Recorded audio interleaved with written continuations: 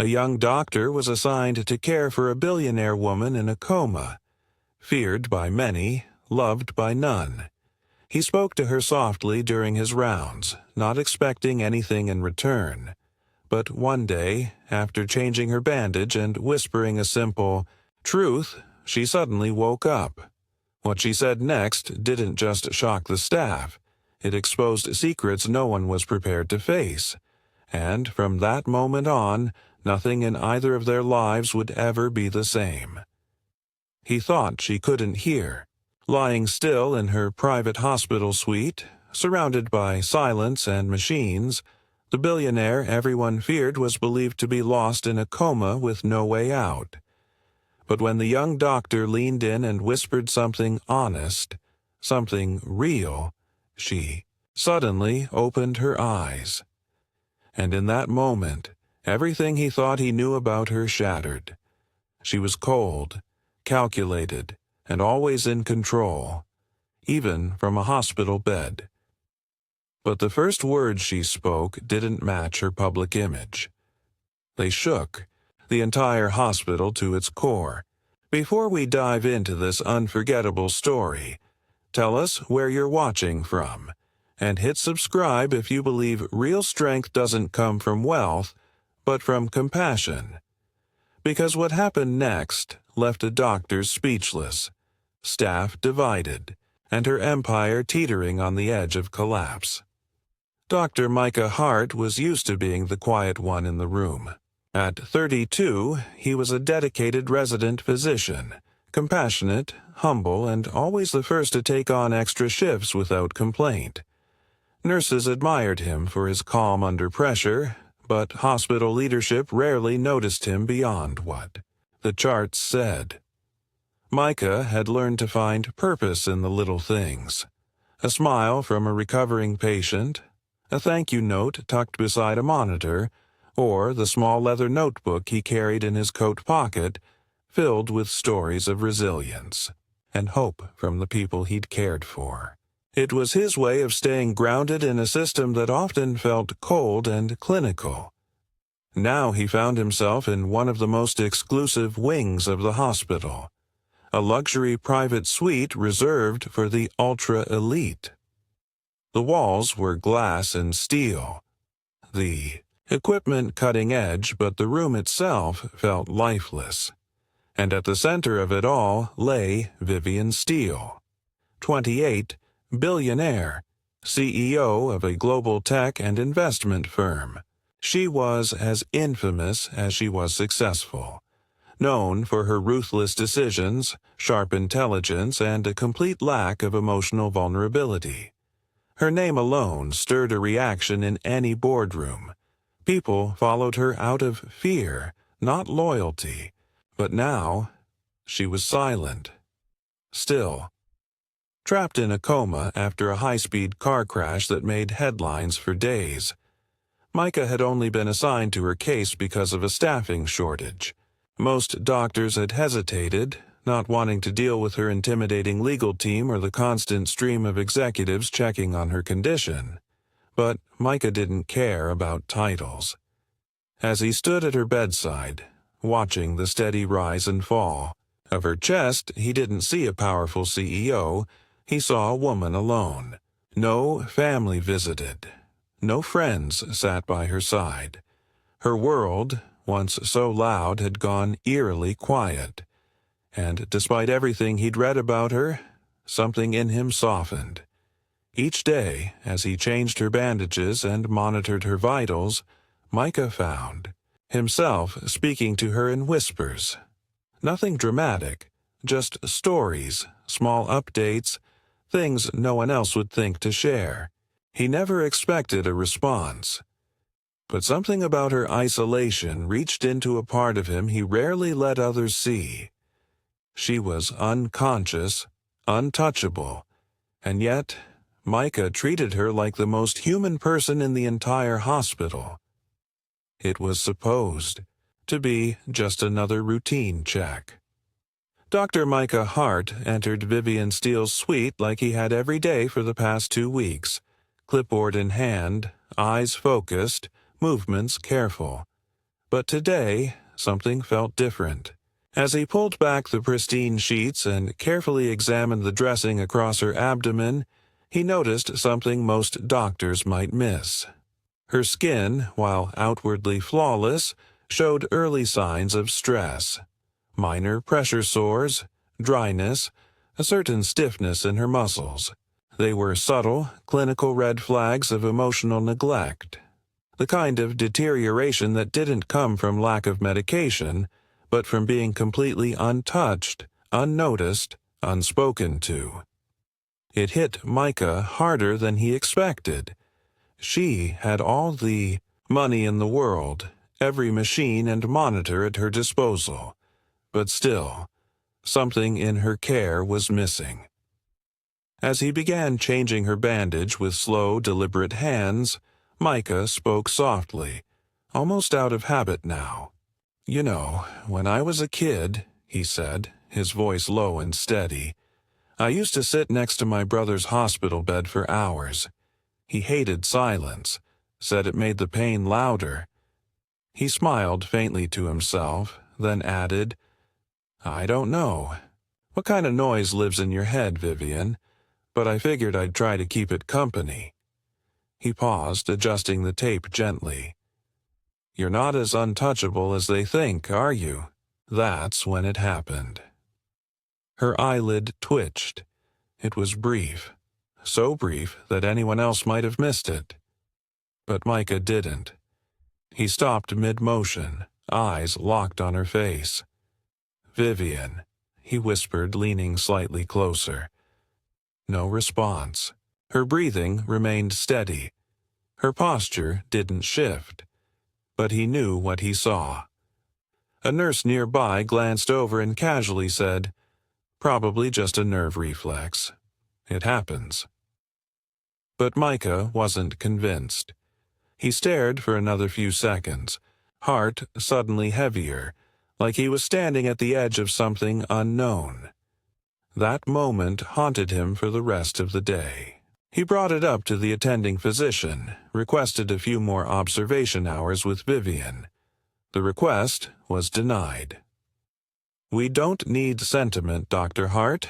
We need consistency," the department head said. When Micah pushed back, they reminded him of Vivian's legal team, how tightly they controlled her chart, her treatment plan, her entire narrative. He was told to stick to the medical checklist. Nothing more.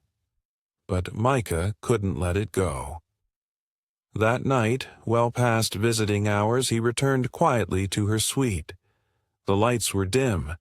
The machines hummed like usual. He sat in the chair beside her bed, exhaled slowly, and leaned forward. "I don't know if you're in there, but if you are, there's a lot I want to say to you," he murmured. "Not because I expect anything, but because someone should have said it a long time ago." He paused, staring at the stillness of her face. "And if you wake up, there's a lot you'll need to face too." Just as he leaned back into his chair, her fingers twitched. Slight, small, but undeniable. Micah didn't say a word. He just sat there, breath held, pulse quickening. The room felt like it had just exhaled, and for the first time, Vivian Steele wasn't just a patient. She was waking, and whatever came next would change everything. The storm outside cracked through the windows like distant drums, thunder rolling over the city as lightning briefly lit up the darkened hospital room. Rain streaked the glass like tears on cold skin. Inside Vivian Steele's suite, the machines beeped steadily, soft and rhythmic. Dr. Micah Hart sat quietly in the corner chair, flipping through his worn notebook, unaware that the silence was about to break. A sudden sound, a breath, sharper than before, made him look up. Her head shifted ever so slightly. Then her eyes fluttered open, slow and deliberate, like the heavy creak of a door long shut. Micah stood, heart racing. Her gaze was hazy but sharp, scanning the room before landing directly on him. "Why are you here?" she asked, voice hoarse but laced with cold precision. It wasn't gratitude, it was control, defense, a familiar tone for someone used to commanding boardrooms, not hospital beds. Micah approached slowly, cautious but composed. "Because this is my shift," he said softly, "and because I didn't think you should wake up alone." Vivian's eyes narrowed. "I don't need anyone, least of all a doctor who talks too much." He didn't respond immediately. Instead, he pulled the chair closer and sat down. The storm outside groaned louder. "You've been unconscious for weeks, Vivian, and not one friend, not one family member, not one business partner walked through that door." His voice didn't rise. It was steady, honest. "But I came every day, changed your dressings, checked your vitals, told you stories. And you know what? Your empire ran smoother without you. Your assistants didn't panic. Your investors didn't flinch. But the nurses, they whispered. They said, 'She's scary, even asleep.'" Her expression cracked, just slightly. "You think I care about what they say?" she snapped, voice shaking now. "You're just another nobody doctor with savior syndrome, trying to get noticed by fixing the broken rich girl." Micah didn't flinch. "Maybe. Or maybe I just saw a woman who spent so much time building walls that she forgot how to live behind them. Even in a coma, your defenses were up, but your body betrayed you. It twitched, reacted, reached for something, because somewhere, inside, you were tired of being untouchable." Vivian turned her face toward the window, her jaw tight. The rain tapped gently on the glass, the sound filling the silence between them. Her lip trembled just once, then a tear slipped down her cheek. Not loud, not dramatic, just honest. "Why did you stay?" she whispered, her voice breaking. Micah leaned forward, his voice softer now. "Because no one else did." She didn't speak again, just closed her eyes, not to sleep, but to absorb everything that had just been said. The storm outside slowly began to fade, but in that moment, it was the quiet inside the room that mattered most. The power shift wasn't in the title, or the money, or the history. It was in the stillness between two people who had nothing in common, and everything to understand. The next morning, the storm had passed, but the air inside Vivian's suite still felt heavy with everything that had been said. Vivian lay awake, eyes open, staring at the ceiling in deep silence. When Micah entered the room, she didn't look at him right away, but after a moment her voice broke the stillness. "I heard you," she said softly. Micah paused by the monitors, unsure what she meant. "Yesterday?" She turned her head toward him, eyes clearer than before. "Not just yesterday," she murmured. "All of it. Every story. Every word you said while I was under. I couldn't respond, but I heard you. The one about your dad's old truck breaking down on graduation day. The nurse who brought you a cupcake when you lost your first patient. The kid with the balloon." She swallowed. "You spoke to me like I mattered, and I hated how much I needed it." Micah slowly pulled the chair closer, sitting beside her bed again, this time without hesitation. Vivian stared ahead, her voice quieter now, the walls finally thinning. "I built my company from scratch. I cut out everything that made me weak. Friends, family, emotions. Because if I didn't, I would have drowned. Every person I trusted either left or lied. And eventually, I stopped trying to figure out who I was without control. I only knew how to win, how to lead, how to keep everyone at a distance. There was a pause between them, gentle but raw. Then Micah spoke. I know what that kind of silence feels like. He took a breath. I had a brother, Jeremy. Funny, reckless, full of life. He died when I was 19. A simple infection turned deadly because a clinic ignored him. They didn't see a kid with a future. Just another number on a crowded chart. His eyes drifted to the floor. That's why I treat patients with more than just medicine, because some wounds are invisible. Some souls need to be heard before they can heal. Vivian blinked slowly, her tough expression softening into something far more human. She didn't speak for a long moment. Then, almost hesitantly, she said, I don't want you to leave. Micah looked up, surprised. Not as my doctor, she clarified. As someone who doesn't lie to me. I don't need pity or pampering. I need someone real. Her voice cracked slightly. I'm tired of pretending I don't feel anything. Micah nodded. Then let's stop pretending, he said simply. For the first time since she woke up, Vivian closed her eyes. Not to block out the world, but to let it in. And in that quiet space, the truth hung between them, not heavy, but healing. In the weeks that followed, Vivian's recovery was steady but transformative. The woman who once led boardrooms with an iron will now moved slowly through hospital corridors, her voice softer, her gaze less guarded. The nurses noticed it first. How she thanked them without prompt, how she listened without interrupting. Her tone no longer carried sharp edges. Instead, there was reflection in her words, a new awareness growing each day. During one quiet afternoon, she requested to see her company's files, specifically on how their philanthropic arm allocated funds to hospitals. She flipped through reports and shook her head. Too much on image, she murmured. Not enough. On impact.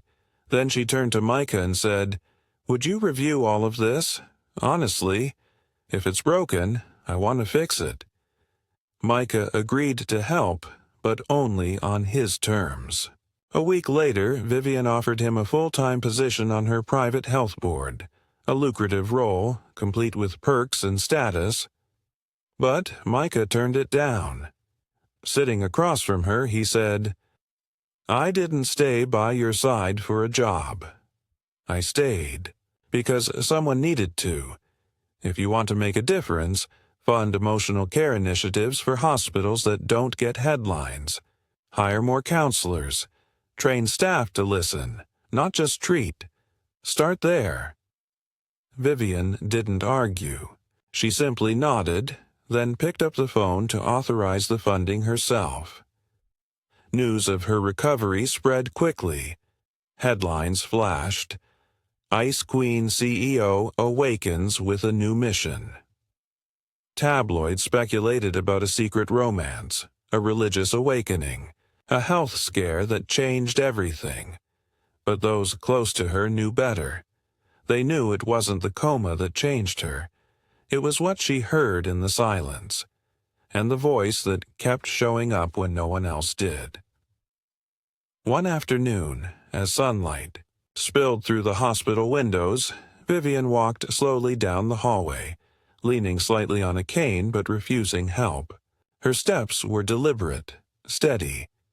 She paused outside a room where Micah sat beside an elderly patient, telling another one of his quiet stories, something light, with warmth and laughter woven in.